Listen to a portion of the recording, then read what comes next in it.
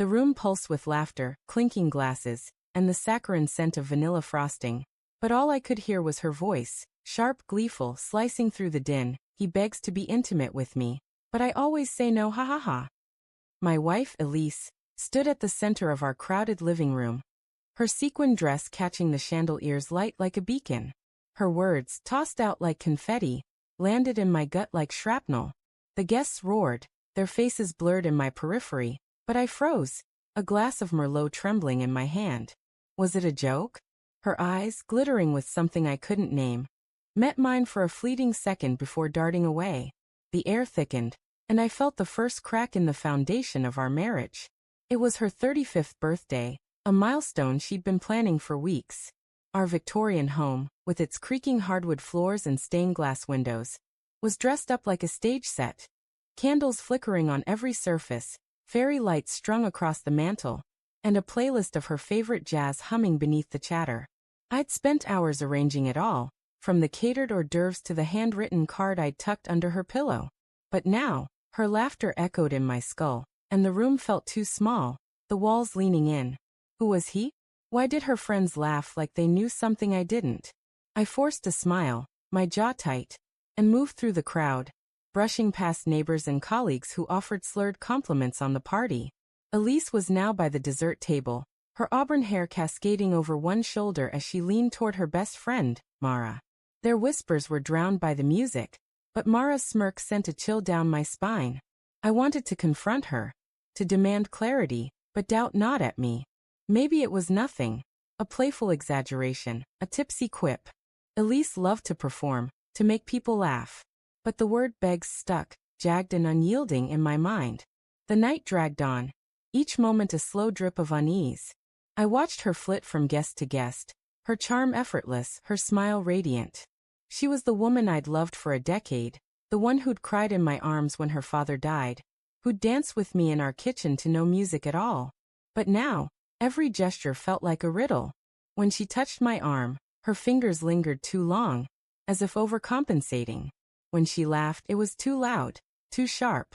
I sipped my wine, the bitterness coating my tongue, and tried to silence the questions clawing at me. Was I paranoid? Or was I blind? Later, as the guests thinned out, I found myself in the kitchen, scrubbing plates to keep my hands busy. The sink's cold water numbed my fingers, but it couldn't dull the ache in my chest. Elise appeared in the doorway, her heels clicking on the tile. "You're hiding," she teased, her voice light but her eyes guarded. I turned, drying my hands on a dish towel, and searched her face for the truth. "Who were you talking about earlier?" I asked, my tone steadier than I felt. Her smile faltered, just for a heartbeat, before she laughed, a brittle, practiced sound. "Oh, come on, David. It was a joke. You know how I get with a few drinks." Her dismissal stung, but her eyes darted to the floor, and I knew she was lying. Or was she? Doubt and love wrestled in my chest, each refusing to yield. "It didn't sound like a joke," I said, stepping closer. The air between us crackled, heavy with unspoken accusations. She crossed her arms, her posture defensive, and said, "You're being ridiculous. It's my birthday. Can we not do this?"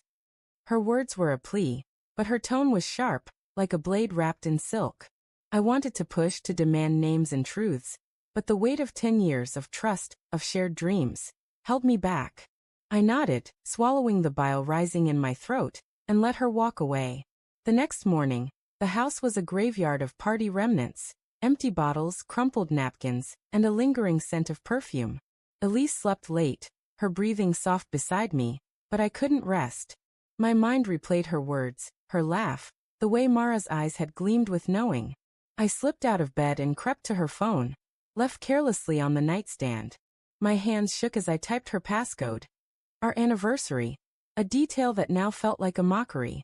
The screen glowed, revealing a string of texts from an unsaved number. "Miss you already," one read. "When can I see you?" another. My heart thudded, a drumbeat of dread, as I scrolled further. "He's clueless," she'd written back, and the world tilted beneath me. I sat on the edge of the bed, the phone heavy in my hand, as fragments of our life together flashed before me. Our wedding on a windswept cliff, her hand in mine during my mother's funeral, The late nights we'd spent planning a future that now felt like a lie.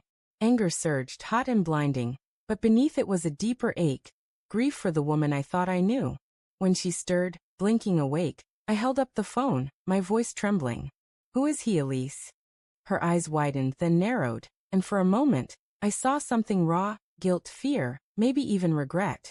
But then her face hardened, and she sat up, her voice low and venomous. "You went through my phone?" The fight that followed was a storm, shouts, tears, accusations hurled like grenades.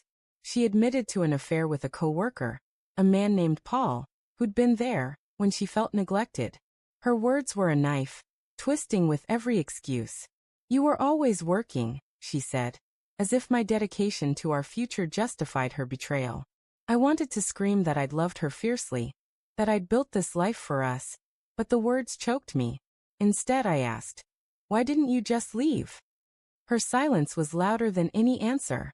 As she packed a bag, her movements frantic, I stood in the doorway, torn between rage and despair. The house, once warm with our laughter, felt hollow, its walls echoing with the ghost of her confession. She paused at the door, her eyes glistening, and whispered, "I'm sorry, David. I didn't mean for it to end like this." But she left anyway, the door clicking shut with a finality that broke me. Days later, I found her birthday card under the pillow unopened. Inside, I'd written about my love, my promises, my dreams for us. I tore it to pieces, the scraps fluttering to the floor like ash. But the real twist came that night, when Mara called, her voice trembling. "David, there's something you need to know," she said. "It wasn't just Paul. There was someone else, someone you'd never suspect." My heart stopped, the room spinning, as she whispered a name that shattered what little trust one had left. "My brother."